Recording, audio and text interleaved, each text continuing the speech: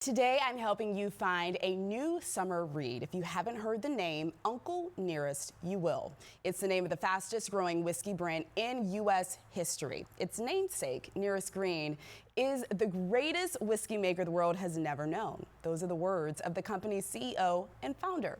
She's made it her mission to honor the life and brilliance of Nearest through her business and her new book. And she stopped by Tampa on her book tour. Here's some of our conversation.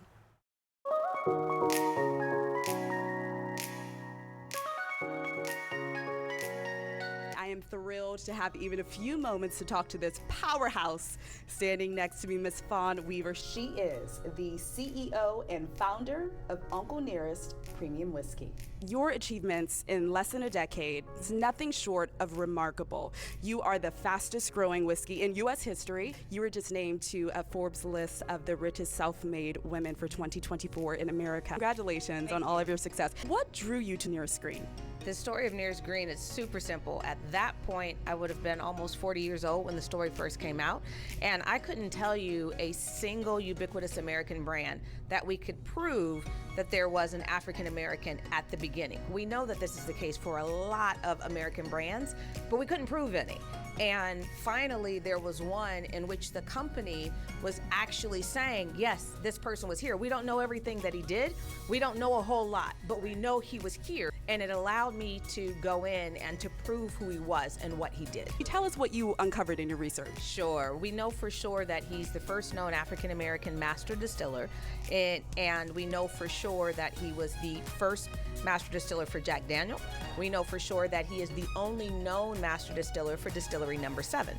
That part we know. We know he was the mentor, the teacher of Jack Daniel, and we know that his legacy of excellence is what defines the difference between Kentucky bourbon and Tennessee whiskey. It's using a process that came in with the enslaved people called charcoal mellowing. So you take a traditional bourbon distillate and you run it through sugar maple charcoal in order to remove the impurities, the fusel oils, those things that give you a hangover. That's what you're pulling out before it goes into the barrel. Through this process, I interviewed over 100 of Nearest Green's descendants, Jack Daniel's descendants, and all of this happened in a town called Lynchburg. And so I interviewed nearly every single African American elder of Lynchburg. And so all of the connective tissue for that community and what made it what it was and what made Jack Daniels what it was, what made Nearest Green as his product what it was, I was able to talk to pretty much everybody that was closest to it. And there were still people alive that I interviewed that were 106. That's helpful. Nearest's granddaughter was still alive when I began this project. There's someone who is a descendant of Nearest Green who's working for Uncle Nearest now. Can you tell me about that? Victoria Edie Butler, 5th generation. She is Nearest Green's great-great-granddaughter. She is our master blender, so anyone who knows the brand knows we are the most awarded bourbon in the world 5 years running. It's because of Nearest Green's great-great-granddaughter. So we like to just say whiskey was in her blood. She's taken this legacy of him distilling, and she's now perfected it on the blending side. It is really the master blender that makes every great bourbon what it is. I was able to talk to Miss Victoria about what it means to carry on her great-great-grandfather Nearest Green's legacy. A lot of us were introduced to him through a New York Times article back in 2016, but what did your family tell you about your great-great-grandfather? Well, our story came from my grandmother, who is Nearest Green's granddaughter. She made sure that my family, all of her children, grandchildren, great-grands, knew that her grandfather taught Jack Daniel how to make whiskey. Did that skill get passed on through generations? You know, it's funny, we didn't realize it did. We did know after Fawn put all the research together that Nearest's sons and grandsons also worked in the industry. But far as making whiskey or blending whiskey, we did not know that until me. I am the first African American female master blender in our country.